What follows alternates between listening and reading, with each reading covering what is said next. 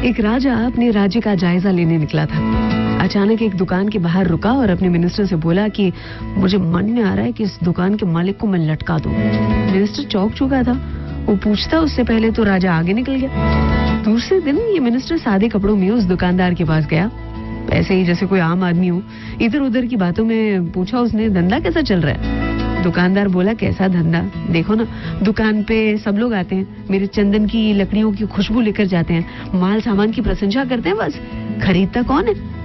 बोला, अब तो बस ये राजा मरे तो उसके लिए चंदन की लकड़ियों की डिमांड आए, और बहुत आएगी, आखिर राजा है वो, और मैं एक ही तो हूँ चंदन की लकड़ियों वाला यहाँ पर, और है कौन?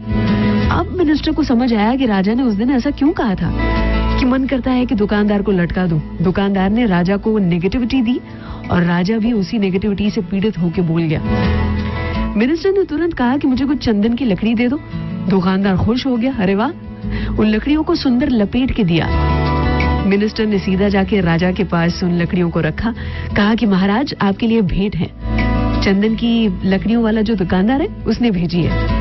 चंदन की खुशबू और उनके सुनहरे रंग को देखकर राजा बहुत खुश हुआ। अपनी ओर से उस दुकानदार के नाम कुछ सोना मोहरें भेज दी।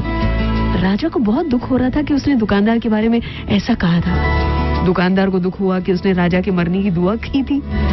उस दिन से राजा के गुणगान गाना शुरू कर दिया था, अर्थात what you give to the world is what you get back. किसी ने एक स्वामी जी से पूछा था कि ये कर्मा क्या है?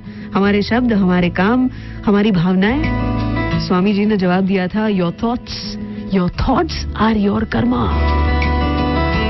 आज के दिन में हर विचार की जांच करेंगे, नेगेटिव थॉट आते ही ना उसको वहीं के वहीं कुचल देंगे। अर्चना नी સાથે સલામ દુઆ વણકમ પ્રણામ સત શ્રી અકાલ। કેમ છો? સારું છે? અમદાવાદ આખું મારું છે। अर्चना की ओर से गुड मॉर्निंग एंड